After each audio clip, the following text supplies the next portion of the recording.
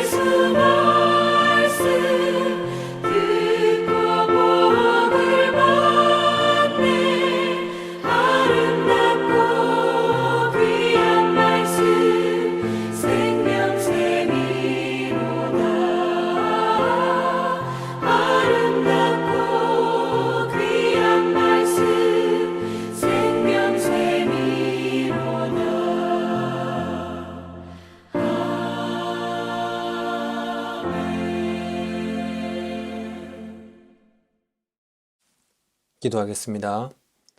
하나님 아버지, 많은 문제를 가진 저희들이 말씀 앞으로 나왔습니다. 사업터에 대한 고민과 걱정, 경제적인 문제, 부부간의 갈등, 죄인지 잘 알지만 멀리하지 않는 습관적인 죄들로 가득한 정말로 불쌍하고 연약한 저희들을 오늘도 친히 말씀의 자리로 초청해 주셔서 너무나 감사합니다. 오늘 하나님께서 우리에게 어떤 말씀을 하시는지 귀담아 듣고 성령님의 도우심으로 그 말씀대로 내 삶을 살아낼 수 있는 저희 모두들 될 수 있도록 인도하여 주시옵소서. 감사합니다. 예수님 이름으로 기도합니다. 아멘. 오늘 우리에게 주신 하나님의 말씀 창세기 42장 1절에서 17절 말씀입니다.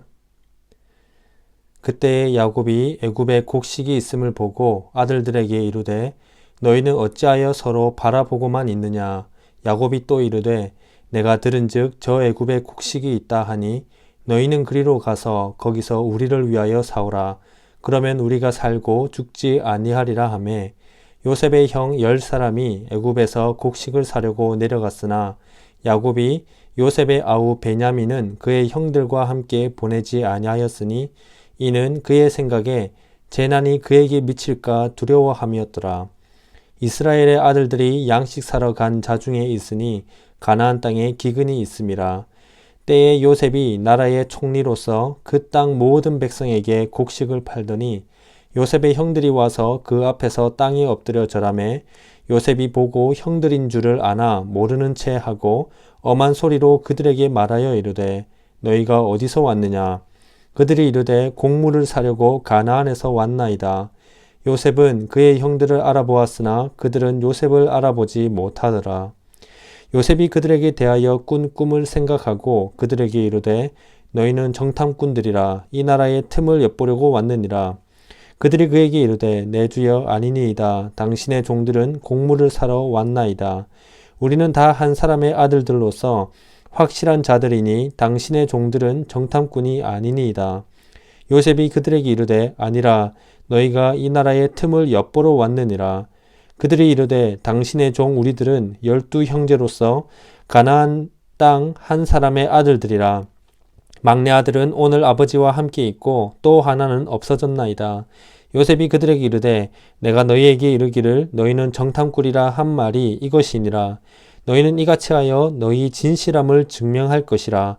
바로의 생명으로 맹세하노니 너희 막내 아우가 여기 오지 아니하면 너희가 여기서 나가지 못하리라. 너희 중 하나를 보내어 너희 아우를 데려오게 하고 너희는 갇히어 있으라. 내가 너희의 말을 시험하여 너희 중에 진실이 있는지 보리라. 바로의 생명으로 맹세하노니 그리하지 아니하면 너희는 과연 정탐꾼이니라 하고 그들을 다 함께 3일을 가두었더라. 아멘. 하늘그림교회 성도 여러분 반갑습니다. 우리는 매일 성경을 따라 계속해서 창세기 후반부를 묵상하고 있습니다. 이 창세기 후반부의 중심인물이 누굽니까? 요셉입니다. 여러분 요셉 하면 어떤 단어가 제일 먼저 떠오르죠? 꿈입니다. 꿈. 요셉 이야기는 주일학교 친구들도 아주 잘 아는 내용일 겁니다. 요셉 이야기는 꿈을 중심으로 이어진다고도 할 수 있죠. 꿈 때문에 형들에게 시기를 받게 되고 노예로 팔려가게 되고 꿈 때문에 총리가 되고 그리고 꿈이 성취되면서 헤어졌던 가족들과 다시 만나게 되는 이야기, 이게 요셉의 이야기입니다. 그래서 제가 주일학교 때 요셉처럼 꿈을 꿔라, 그리고 꿈이 이루어지길 기도하면서 하나님을 잘 믿어라 하는 교회의 가르침, 교회의 말씀을 제법 들었던 기억이 있습니다. 어린 친구들에게는 나쁘지 않는 가르침이죠. 왜냐하면 성경 인물과 또 성경 이야기를 잘 가르치고 잘 배우게 하는 게 정말 쉬운 일은 아니기 때문입니다. 근데 여러분, 성경 이야기를 잘 알고 성경 인물을 잘 안다고 해서 하나님을 잘 믿게 됩니까? 물론 잘 믿게 되는 하나의 과정이 될 수 있지만 그게 무조건 잘 믿는다고 할 수가 있겠습니까? 하나님께서 말씀하시는 목적을 바르게 깨달아야만, 그리고 말씀을 통해 생각하게 하고 느끼게 하시는 하나님을 내 삶에서 진짜로 의지하고 행동을 그렇게 변화하면서 할 수 있어야만 그때 하나님을 진짜로 잘 믿는다고 말할 수가 있겠죠. 오늘 본문 역시 하나님은 그분의 뜻을 드러내고 계십니다. 그냥 하나의 스토리만 얘기하는 게 아니라 하나님의 그 마음, 하나님의 어떠한 뜻을 지금 드러내고 있다는 것입니다. 여러분, 하나님께서 모세를 통해 이 창세기를 기록하게 하셨는데 가장 먼저 누구에게 이 말씀을 읽도록 하셨을까요? 그냥 지나가는 아무나에게 읽게 하지는 않았겠죠. 이 말씀을 읽으면서 하나님의 말씀으로 받아들이고 또 하나님의 뜻을 깨닫고 어떤 행동의 변화가 일어나기를 바라는 그 대상이 누구였을까요? 물론 지금 우리라고도 할 수 있지만 1차적인 인물들이 있습니다.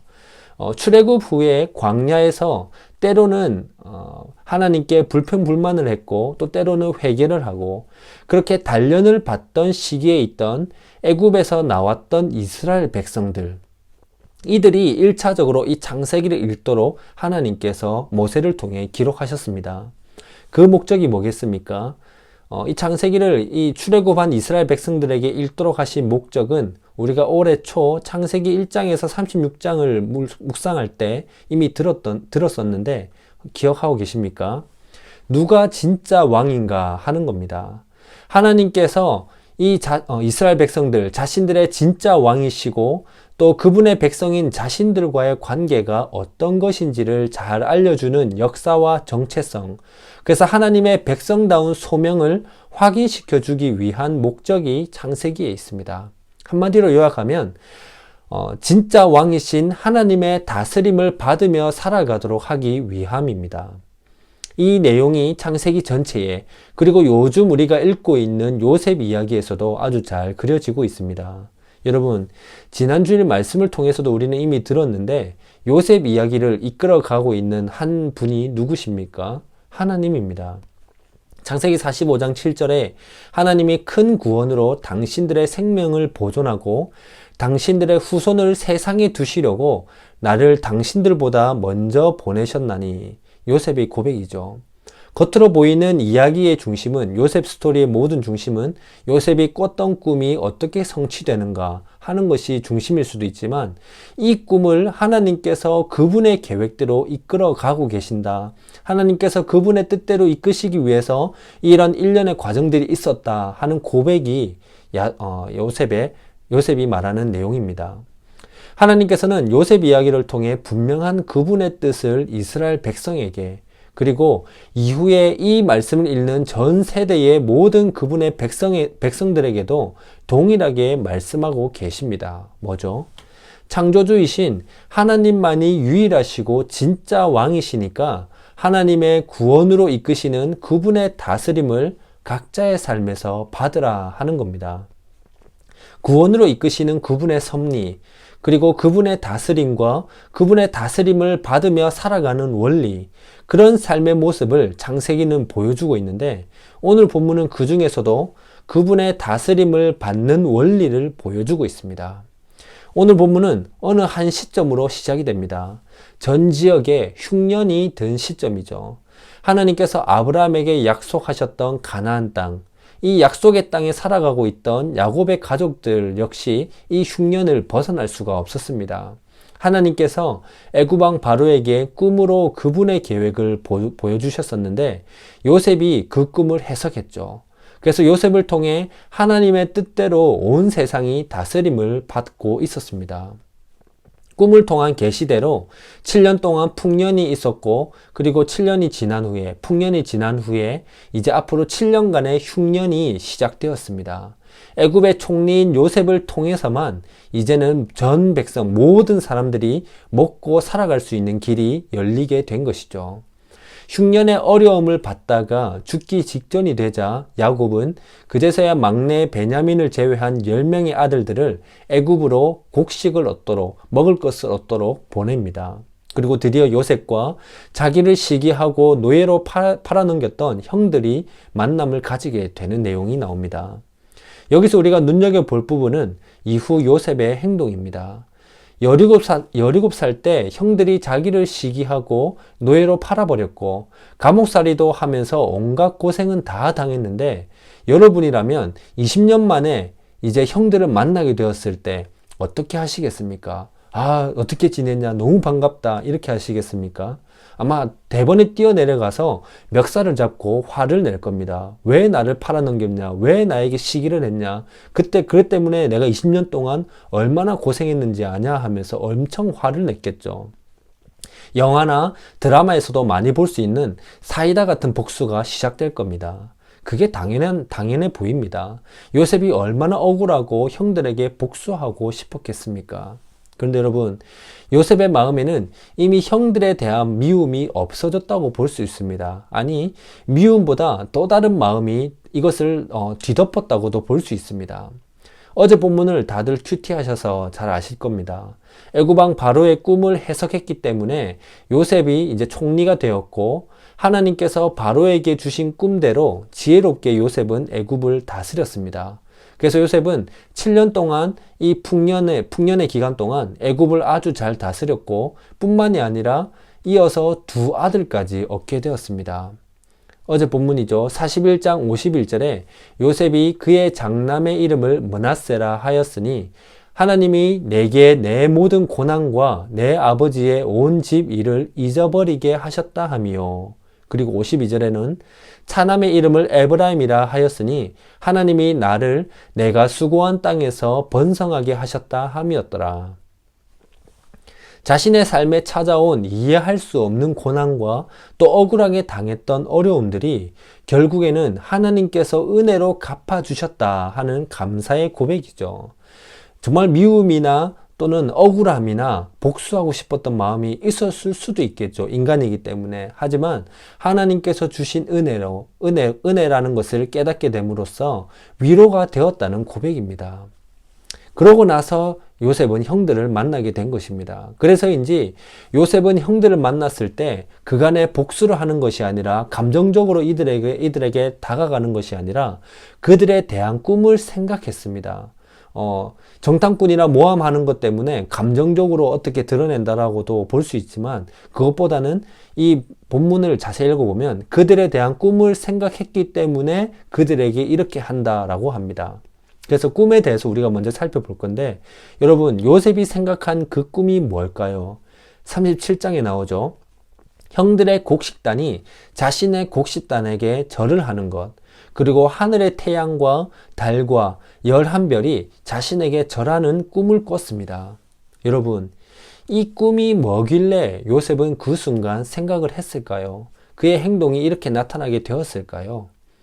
잘 아시듯이 요셉에게 꿈은 남달랐습니다. 사실 요셉뿐만이 아니라 성경이 없었던 당시의 꿈은 하나님께서 인간에게 자신의 메시지를, 말씀을 직접적으로 전달하던 하나의 수단이었습니다. 한 예로 창세기 28장에 보면 야곱이 형 에서를 피해 도망 중이었는데 그때 베델에서 한 꿈을 꾸게 됩니다. 아마 들으면 다들 잘 아실 겁니다. 어떤 꿈이죠? 하늘과 땅을 이어주는 사닥다리를 꿈을 통해서 보게 되었습니다. 그리고 사닥다리만 본 게 아니라 하늘과 땅을 이어주는 사닥다리에 하나님의 사자들이 오르락 내리락 하는 것을 보게 되었습니다. 그리고 이 꿈을 통해 야곱은 하나님의 약속을 받게 됩니다. 이처럼 아직 선지자라는 직분으로 활동하는 자가 없던 이 시대에 꿈은 하나님의 뜻을 직접 전달하는 하나님의 직접적인 말씀이기도 했습니다. 그래서 요셉이 자신이 꾼 꿈을 형들과 아버지에게 말을 했을 때 자랑한 것처럼 보일 수 있었지만 형들의 곡식단이 내 곡식단에게 절하더라, 11별들이 나한테 절하더라 라고 자랑하는 것처럼 보일 수도 있지만, 당시의 가족을 교회의 한 모습을 보면 하나님을 믿는 백성들이 야곱의 가족들이 전부였으니까 이 모습들을 교회의 모습으로 본다면 하나님의 말씀을 받아서 하나님의 백성에게 그대로 전하는 모습이라고 볼 수 있습니다. 이후에도 요셉은 꿈을 통해 하나님의 뜻을 계속 전하는 모습을 보게 됩니다. 요셉이 왕의 죄수를 가두는 감옥에 갇히게 되었을 때에 애굽왕 바로의 술 맡은 관원장과 떡 맡은 관원장을 만나게 되었습니다. 그날은 그들은 동시에 비슷하지만 전혀 다른 꿈을 각각 꾸게 되었습니다.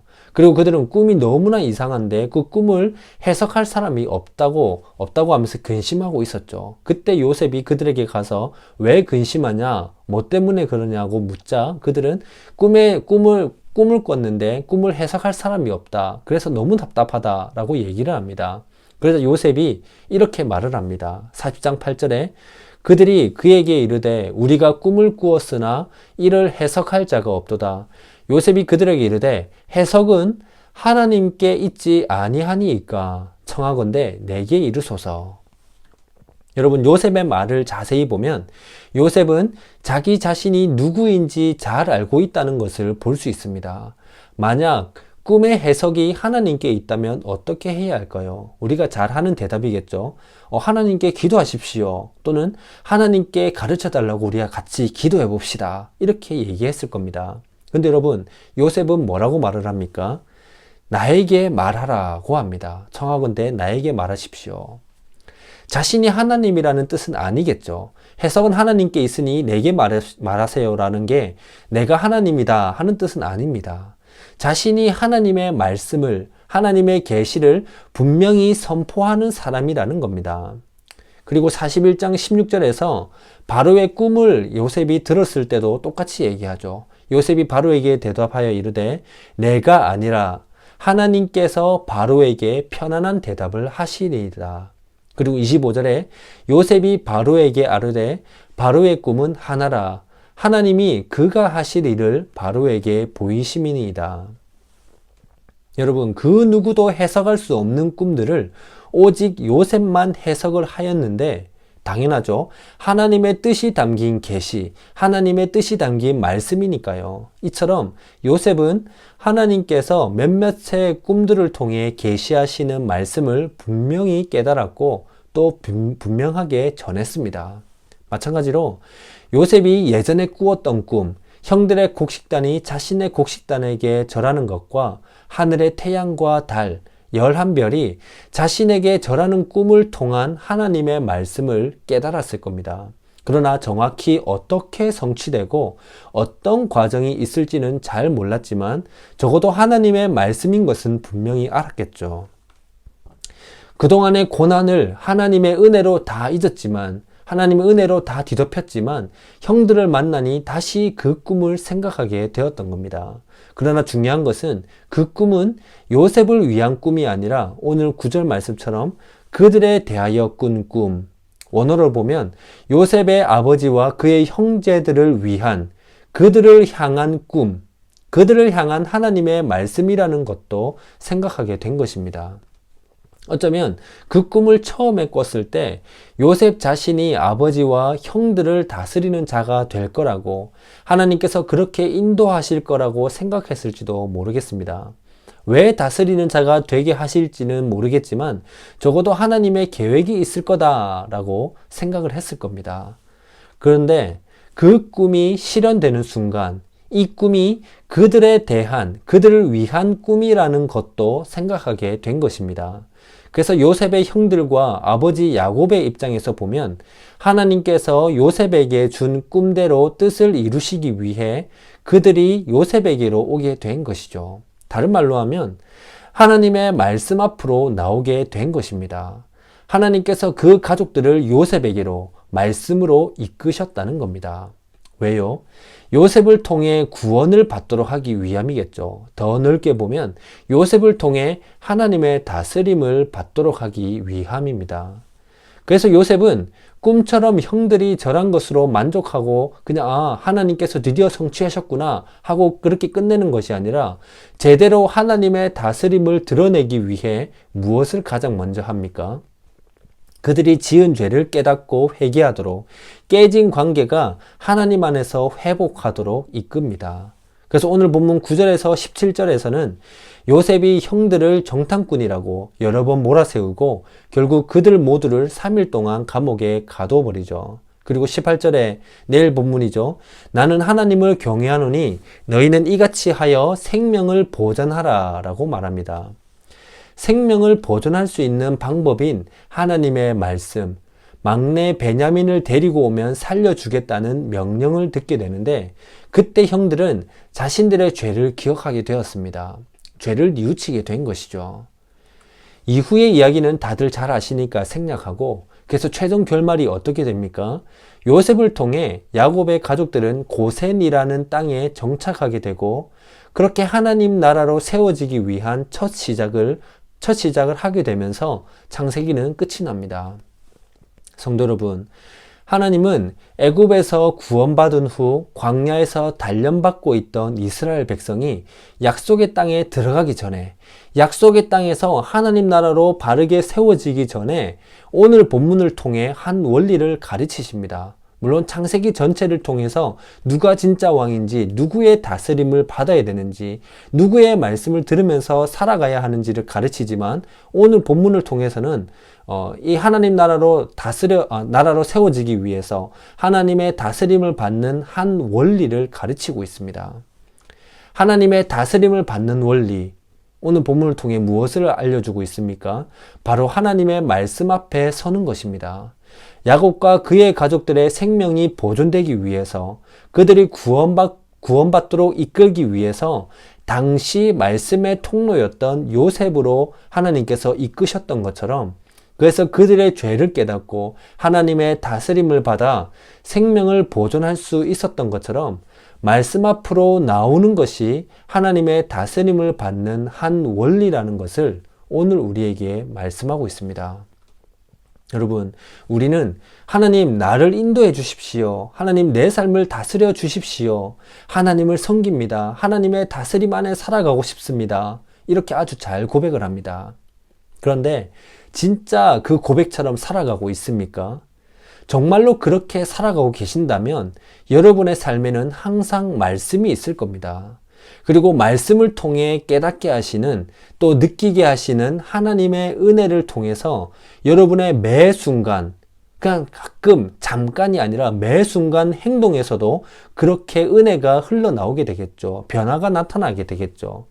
그렇게 나타나고 있습니까? 여러분 옆 사람을 한번 보십시오. 부모들은 또 자녀들은 부모님을 한번 보십시오. 하나님의 인도하심을 받는, 하나님의 다스림을 받고 있는 말과 행동, 마음이나 또는 결정, 선택을 하고 있는 모습이 보입니까? 항상 손닿지 않는 곳에 있고 늘 덮어 놓아 있는 무거운 책으로 치부되어 있는 게 아마 성경일 겁니다. 우리는 내 삶이 하나님의 인도하심, 다스림을 받고 있습니다 라는 고백보다는 그러지 못합니다 하는 고백을 더 할 수밖에 없을 겁니다. 말씀에 쉽게 귀를 기울이지 못하는 게 인간의 본성이기 때문입니다. 말씀에 귀를 기울이는 건 정말로 힘이 들고, 그래서 성령님의 도우심을 구하지 않으면 억지로 하는 것밖에 되지 않습니다. 그렇죠? 네, 처음에 요셉의 형들은 요셉의 꿈을 들었을 때 어떻게 했습니까? 무시했습니다. 귀담아 듣지 않죠. 우리의 아주 자연스러운 모습과 같습니다. 그런데 술 맡은 관원장은 요셉이 해주는 꿈 해석을 귀담아 들었습니다. 애굽왕 바로 역시 요셉을 통해 들려지는 꿈 해석, 하나님의 계시에 귀를 기울였습니다. 그렇다고 그들이 하나님을 믿었다는 것은 아닙니다. 하나의 원리를 보여주는 것이죠. 이후에 요셉의 형들은 애굽에 가서 음식을 구하지 않으면 죽을 수밖에 없는 상황에 처하게 되자 그제야 말씀 앞에 서게 되었습니다. 요셉에게로 가게 되었던 것이죠. 물론 스스로 그렇게 했다기보다는 하나님의 섭리가 눈에 보이지 않게 성령님의 인도하심이 있었던 것이겠죠. 그리고 말씀을 통해 생명을 보존하는 구원으로 가는 길을 듣게 되었습니다. 성도 여러분, 한 치 앞도 내다볼 수 없는 상황이 날마다 우리 앞에 놓여져 있습니다. 날씨가 비가 왔다가 해가 떴다가 구름이 몰려왔다가 그렇게 수시로 바뀌는 것처럼 날마다 우리의 삶은 우리의 마음을 이렇게 변덕스럽게 하고 있습니다. 그러나 여러분, 변하지 않는 한 가지 사실이 늘 우리에게 있습니다. 뭐죠? 우리는 하나님의 다스림을 받아야 한다는 것, 하나님의 인도하심과 하나님의 다스림을 받는 삶을 내 삶에서 살아내야 한다는 것, 그 원리를 오늘 본문을 통해 우리에게 다시 한번 말씀하고 있습니다.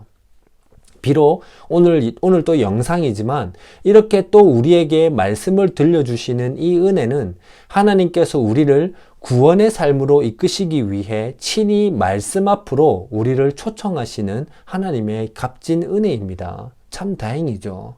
그나마 주일 수요일이라도 말씀으로 초청을 받아서 이렇게 말씀 앞으로 나오니까 너무나 다행인 것입니다. 그런데 여러분, 하나님은 주일, 수요일만이 아니라 날마다 우리를 말씀으로 초청하고 계십니다. 우리가 외면하고 거부해서 그렇지. 하나님의 다스림과 인도하심을 받는 삶의 시작은 말씀에서부터 시작하기 때문에 우리를 초청하고 계시는 겁니다. 하나님의 다스림과 인도하심을 받는 삶의 시작은 말씀에서부터 시작하기 때문에 하나님은 날마다 우리를 말씀으로 초청하고 계십니다. 말씀을 통해 그분의 뜻을 우리에게 알려주셔서 또 깨닫게 하셔서 계속해서 우리의 각자의 삶을 주님께서 인도하시는 길로 걸어가도록 하기 위해서입니다. 진짜 왕이신, 참 왕이신 하나님의 다스림을 받는 그분의 백성다운 삶을 살도록 하기 위해서입니다. 성도 여러분, 삶의 여러 부분에서 하나님의 은혜와 위로, 인도하심, 즉 하나님의 다스리심이 필요하십니까? 정말로 하나님의 다스림을 받고 싶다고 고백을 하십니까? 말씀으로 초청하시는 하나님의 초대에 꼭 응하시기를 바랍니다. 여러분의 삶의 중심에 주일만, 수요일만이 아니라 가끔만이 아니라 매일의 삶의 중심에 항상 말씀이 있기를 바랍니다.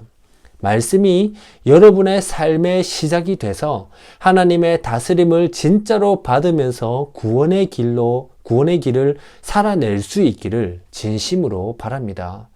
오늘 우리에게 다시 한번 말씀하시는 하나님의 다스림을 받는 원리, 친히 초청하시는 말씀 앞으로 나오는 것, 친히 초청하시는 말씀에 귀를 기울여 듣고 그 말씀대로 살고자 성령님의 도우심을 구하며 하루하루를 살아내는 것, 이 원리가 여러분의 삶에 가득하기를 주님의 이름으로 간절히 소망합니다. 아멘. 우리 함께 기도할까요? 기도 제목을 이렇게 올려봤습니다. 여러분의 삶이 진심으로 하나님의 다스림, 하나님의 인도하심을 받는 삶이 되기를 원하십니까?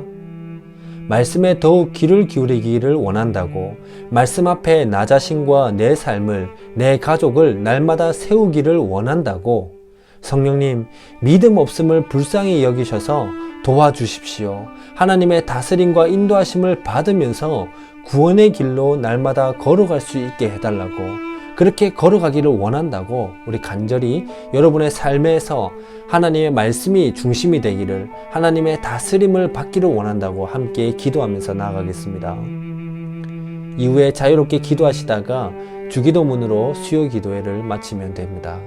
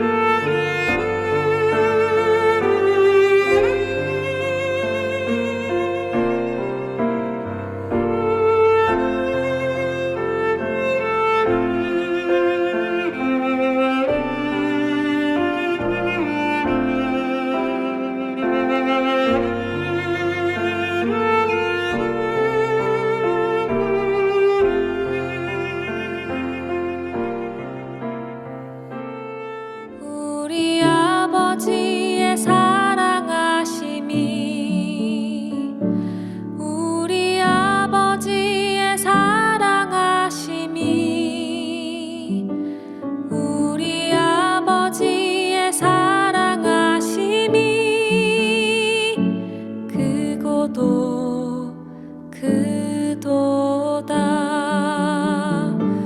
우리 아버지의 신실하심이, 우리 아버지의 신실하심이, 우리 아버지의 신실하심이,